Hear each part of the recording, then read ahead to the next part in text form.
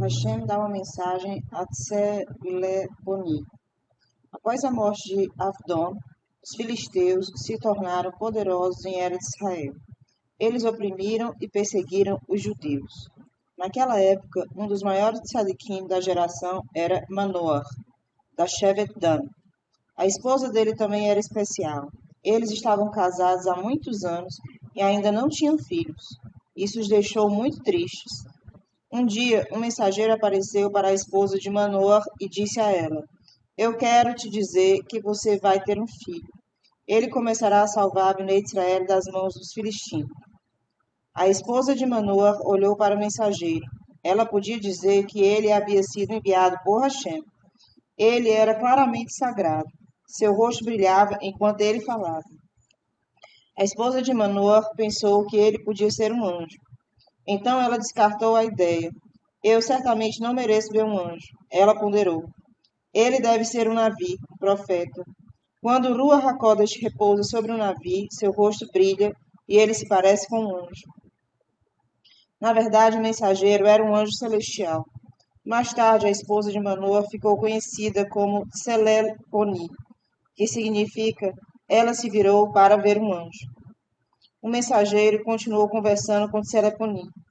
Seu filho será um Nazir, a partir do momento em que nascer. Portanto, ele nunca pode cortar o cabelo nem beber vinho. Você também não pode comer ou beber nada proibido a um Nazir enquanto espera esse bebê, porque o bebê recebe sua comida através de você. Não beba vinho ou vinagre de vinho. O anjo mencionou vinagre de vinho porque no verão as pessoas geralmente mergulhavam o pão em vinagre. Vamos examinar as leis de um Nazir. Se uma pessoa promete, eu me tornarei um Nazir, ela não poderá mais beber vinho. Nos tempos antigos, o vinho era bebido em todas as festas. O Nazir tinha que se controlar e ficar longe de algo que ele apreciava em honra a Hashem. Dessa maneira, ele se tornava sagrado. Você pode entender o quão difícil isso era, tentando se imaginar prometendo desistir de uma comida e uma bebida favorita, digamos bolo e refrigerante. Isso é difícil, não é?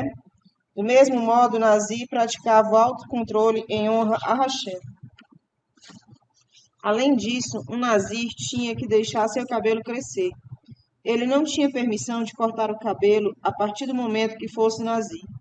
Seu objetivo era servir a Hashem. Em vez de estar ocupado com a sua aparência, o filho de Seponi também teria que manter esses dois dinim, leis do Nazir, não beber vinho e não cortar o cabelo.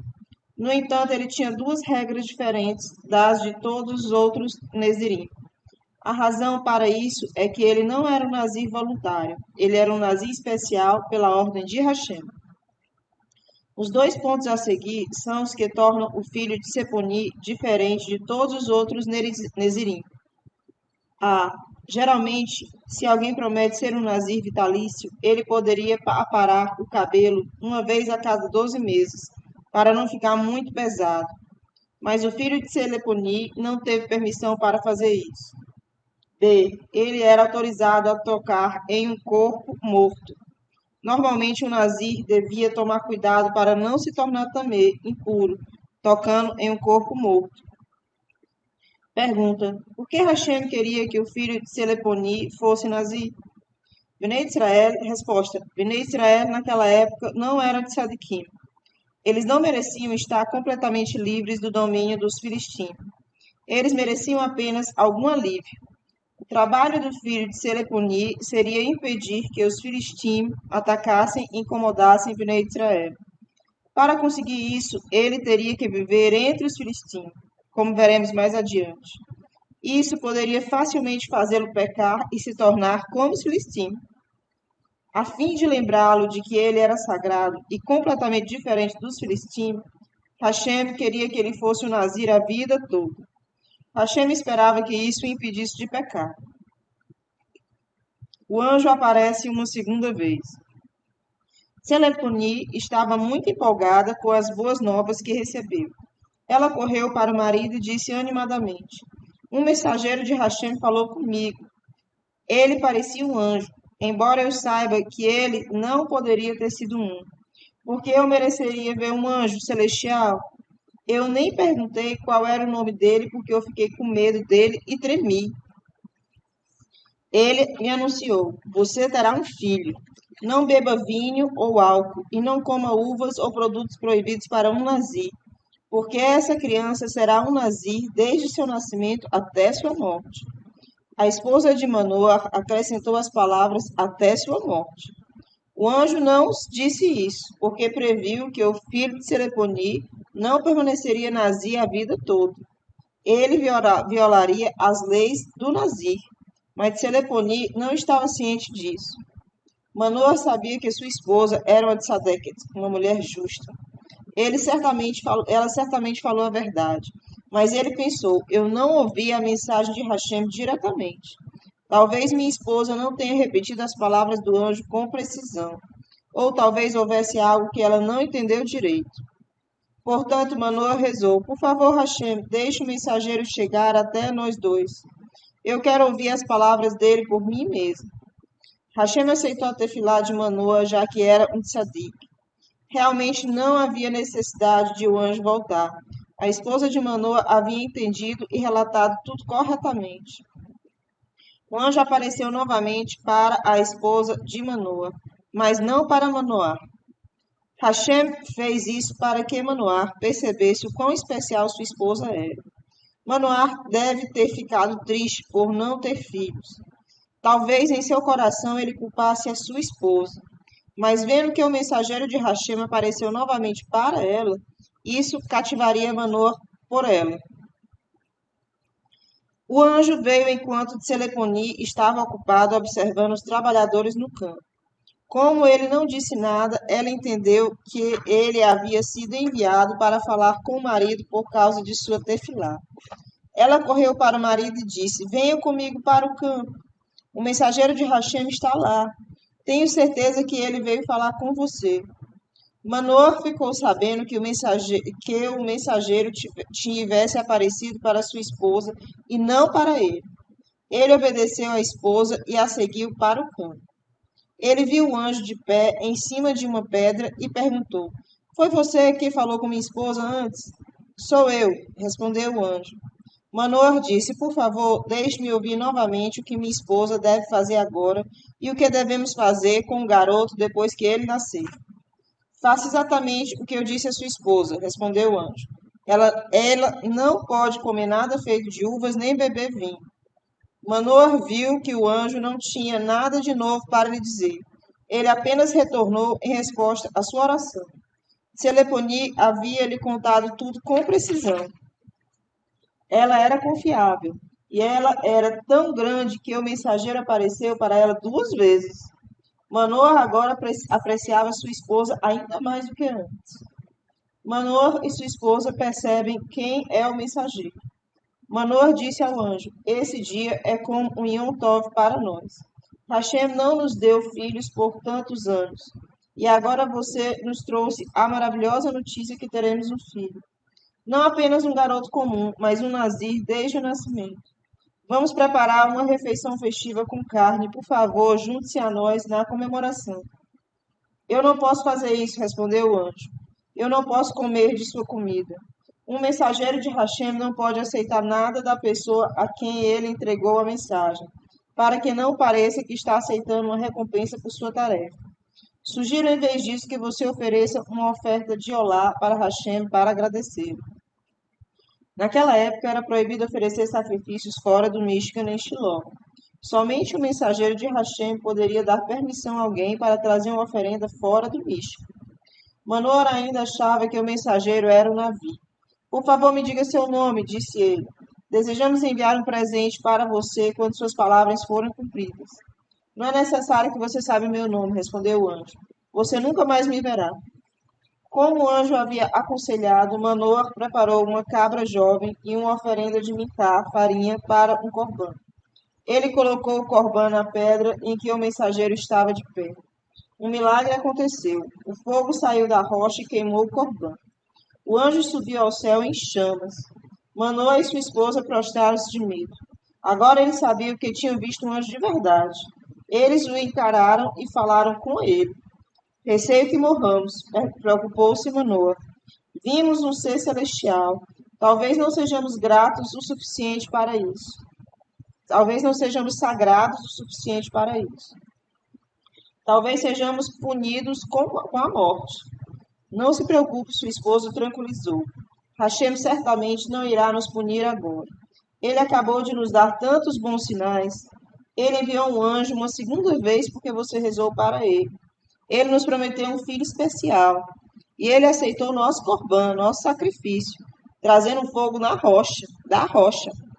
Se ele nos considerasse Rechaim, certamente não teria aceitado nosso corbã. O Midrash nos conta. As primeiras gerações e as gerações posteriores. Avraham se casou com uma segunda mulher, Agar, porque Sarai não tinha filhos. Quando Agar ia ter um bebê, ela ficou orgulhosa. Eu sou maior que Sarai. Ela se gabou às mulheres que vieram visitá-la. Hashem está me dando um bebê antes dela. Sarai reclamou para Avraham. Por que você está quieto sobre isso? Você ouve Agar me insultar e não diz nada. Avraham disse a Sarai, Agar é sua, castigue-a como achar melhor. Sarai foi muito rigorosa com Agar. Agar, portanto, fugiu para o deserto. Agar sentou-se perto de um poço de água. Um anjo desceu do céu e perguntou a ela, Agar, criada de Sarai, de onde você vem e para onde está indo? Estou fugindo de Sarai, respondeu Agar. O anjo desapareceu e um segundo anjo voou. Volte para Sarai, sua ama, e deixe que ela lhe castigue. Ele ordenou a Agar. Então o segundo anjo desapareceu e um novo anjo desceu. Ele anunciou a Agar. Hashem disse, vou dar-lhe tantos descendentes que será impossível contá-los. O anjo foi embora e um quarto anjo prometeu a ela, você terá um filho. Nomeie-o Ishmael. Esse nome significa Hashem ouviu. Porque Hashem respondeu a você por clamar a ele quando você estava infeliz e sofrendo. Ishmael será um homem selvagem. Sua mão estará estendida para roubar e furtar. Hashem enviou 4 anjos para Agar. Ela não tinha medo dos anjos e não prostrou-se diante deles. Ela respondeu ao primeiro anjo calmamente quando ele fez uma pergunta. Por que ela não estava com medo? Avraham era tão grande que os anjos costumavam aparecer em sua casa. Até seus servos estavam acostumados a vê-los. Todos os nossos antepassados estavam acostumados a lidar com anjos, mas as gerações posteriores eram menos sagradas. Eles não mereciam ver anjos. Portanto, quando Manoah e sua esposa viram um anjo, ficaram aterrorizados. Isso nos mostra que as gerações anteriores a nós são muito mais sagradas do que as posteriores. Nossos sábios disseram: a unha de um judeu antigo era menor que a barriga dos judeus posteriores. Uma unha é pequena e sem importância. Nada acontece com a pessoa se ela corta e joga fora. Já a barriga é uma parte importante do corpo sem a qual não se pode viver. Agar era como uma unha na casa de Avraham. Ela pecou e foi embora. Mas mesmo Agar viu anjos, porque Avraham era extraordinário. Isso aconteceu pelo mérito de Avraham e não pelo mérito dela. Isso nos mostra como eram sagradas as gerações passadas. 12º Shofet, Shimshon. As palavras do anjo se realizaram. Seleponi deu à luz a um filho a quem ela chamou de Shimshon. A palavra Shimshon está relacionada a Shemesh, sol. Assim como o sol é bom e dá vida e calor às plantas e às pessoas, Shimshon seria bom e útil para Bnei Israel. Mas o sol também pode ser prejudicial. Muito de sua luz causa doenças e até a morte. Shimshon usaria sua força em comum para atingir os filisteus. O pequeno Shimshon sabia que ele era diferente de todas as outras crianças. Sua mãe se chamava de Seleponi, porque ela viu um anjo que ordenara coisas especiais sobre ele. Nunca corte ou arranque qualquer fio de cabelo, sua mãe o avisou. Você é um nazir. Você nem pode pentear o cabelo. É proibido a um nazir pentear seu cabelo, pois isso faz com que os cabelos sejam arrancados. Shimshon nunca penteava o cabelo. Ele também tomava cuidado para nunca tocar em vinho ou qualquer outro produto feito de uvas. O cabelo de Shimshon crescia cada vez mais, parecia uma coroa em sua cabeça. E isso diferenciava dos outros. Ele fazia com que parecesse um príncipe sagrado. Por ser sagrado, Hashem deu a Shimshon uma força sobrenatural. Shimshon não nasceu mais forte do que outras crianças, mas de tempos em tempos ele sentiu o espírito de Hashem sobre ele. Isso lhe dava uma força milagrosa. Um dia ele começou a andar com passos gigantes. Ele pegou duas pedras enormes e esfregou-as uma contra a outra até que as transformou em pó. Quando ele levantou a voz, era tão alto que se ouviu a quilômetros de distância. Logo todos sabiam sobre o jovem herói da Shevet Dan. Quando Shimshon cresceu, o espírito de Hashem repousava sobre ele o tempo todo. Shimshon quer se casar. Um dia Shimshon disse aos pais: Acabei de voltar de uma viagem à terra dos filisteus. Em Timna vi uma mulher com quem desejo me casar. Por favor, vá até Timna e fale com ela. Peça a ela para se tornar judia e preparem tudo para o casamento. Vocês podem imaginar como os pais de Shimshon ficaram chocados quando ouviram isso? Seriam estas as palavras do seu sagrado filho, que era um nazir desde o nascimento, abençoado por Hashem com força especial? De todas as pessoas, ele queria se casar com a moça filisteia. Os pais de Shimshon tentaram convencê-lo de desistir dessa insanidade. Eles argumentaram: Você não vê que mesmo que essa mulher se torne judia, ela nunca será o mesmo que uma moça judia? Uma moça judia é modesta, ela tem uma boa educação e um bom caráter. Ela é leal ao marido a vida toda. Mas as mulheres filistinas, quando se casam, não são fiéis aos seus maridos. Shimshon, quem colocou essa ideia na sua cabeça? Não existem garotas judias legais o suficiente para você? Além disso, os filisteus são nossos inimigos. Você se coloca em perigo vivendo entre eles. Shimshon respondeu: Eu ainda quero me casar com essa mulher. Eu gosto dela e me recuso a mudar de ideia. A mãe de Shimshon não quis saber disso. Foi ela quem primeiro ouviu o anjo que Shimshon seria um nazir, ouviu do anjo que Shimshon seria um nazir, e ela ouviu o anjo dizer que seu filho ajudaria a libertar Bnei Israel dos filisteus. Ela ficou tão chateada com essa mudança de acontecimentos que Shimshon finalmente parou de implorar a ela. Ele se virou para o pai e pediu permissão para se casar com a mulher que ele escolhera. Por favor, pai, eu realmente sinto que ela é a esposa certa para mim, implorou Shimshon. Pergunta: Shimshon pecou ao escolher se casar com a mulher filistia? Resposta: Shimshon sabia que um dia salvaria Bnei Israel dos ataques dos filisteus. Ele teria que assustá-los. Mas se ele lutasse contra eles como um líder judeu, os filisteus apenas lutariam contra todos os judeus. E Hashem não ajudaria os judeus, porque eles não eram de Sadiquim. Shimshon, portanto, teve que lutar contra os filisteus de tal maneira que deveriam lutar apenas com ele e não com o resto de Bnei Israel. Então Shimshon pensou em um plano.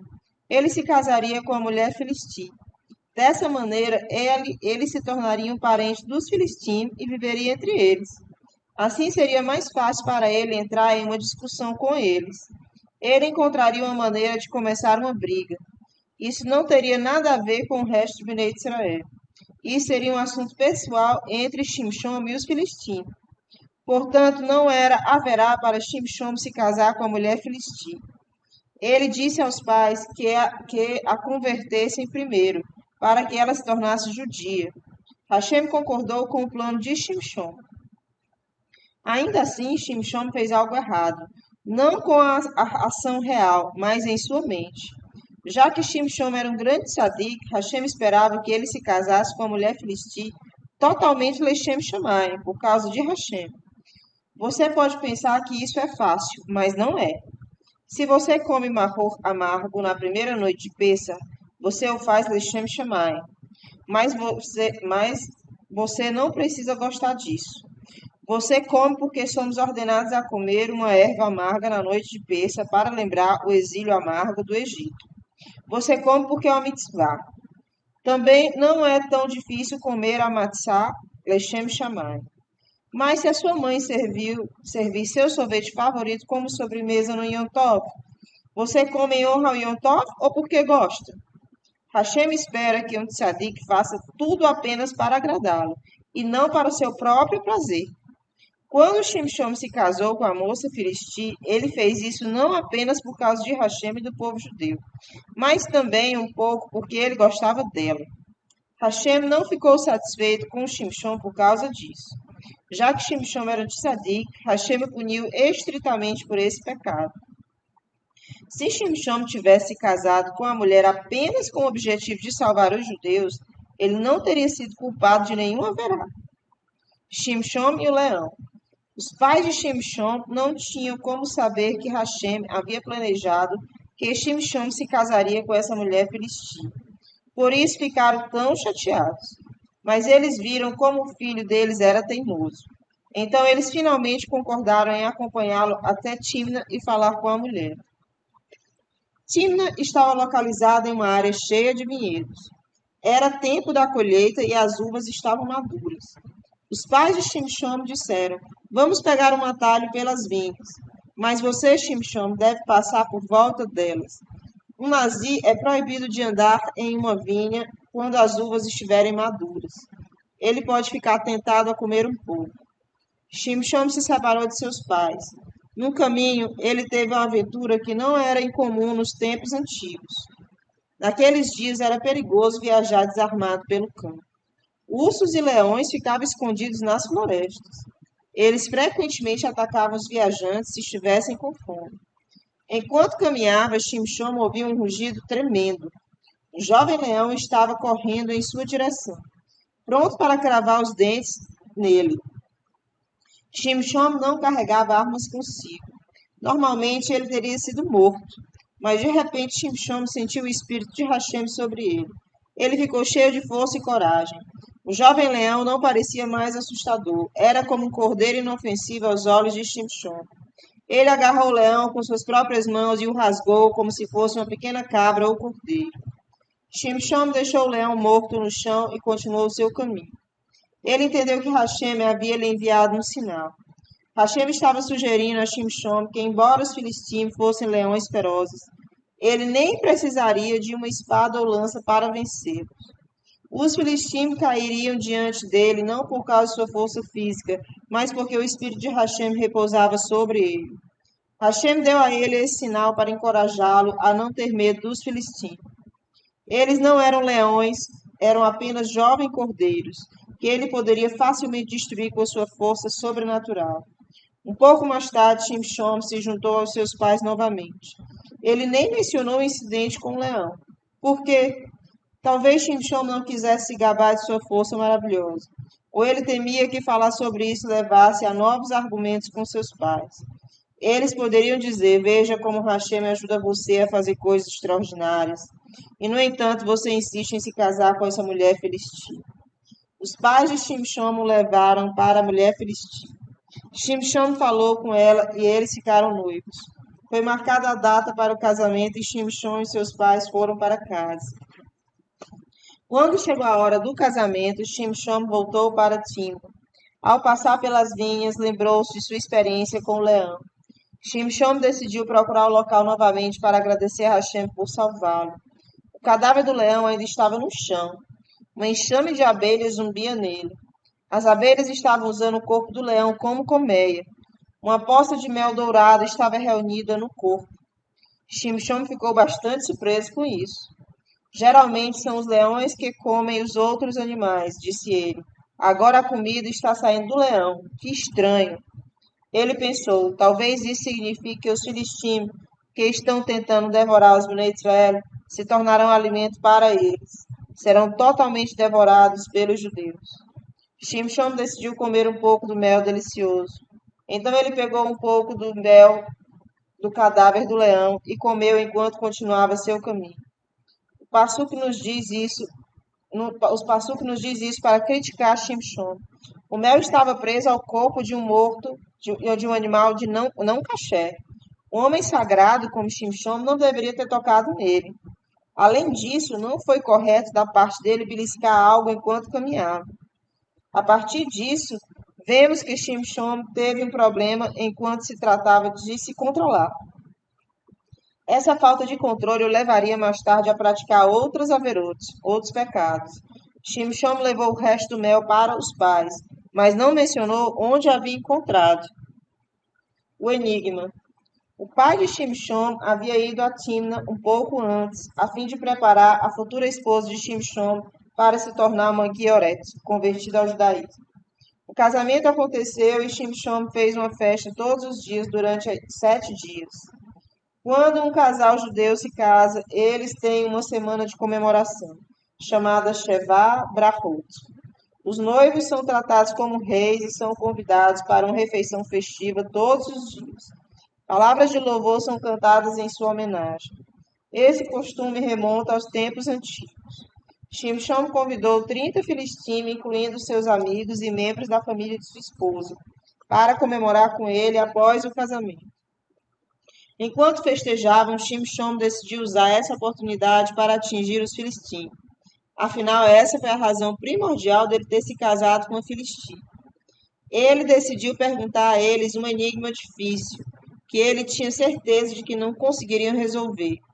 Isso levaria a discussões que, por sua vez, lhe dariam uma desculpa para combater os filisteus. Vocês gostariam de ouvir um enigma? Shimshon perguntou a todos os seus convidados. Certamente, eles responderam com curiosidade. Vou lhes oferecer um prêmio se vocês adivinharem a resposta correta para o enigma, disse Shimshon. Se vocês encontrarem a resposta durante esses 7 dias de celebração, eu perco e terei que lhes dar um prêmio de 30 cobertores e 30 roupas. Mas se vocês não encontrarem a resposta, vocês me devem esse prêmio. Concordamos, todos disseram. Vamos ouvir o seu enigma. É o seguinte, disse Shimshon. Do comedor veio a comida e do forte saiu algo doce. O que é isso? Os filisteus pensaram e pensaram, mas não conseguiram encontrar a resposta.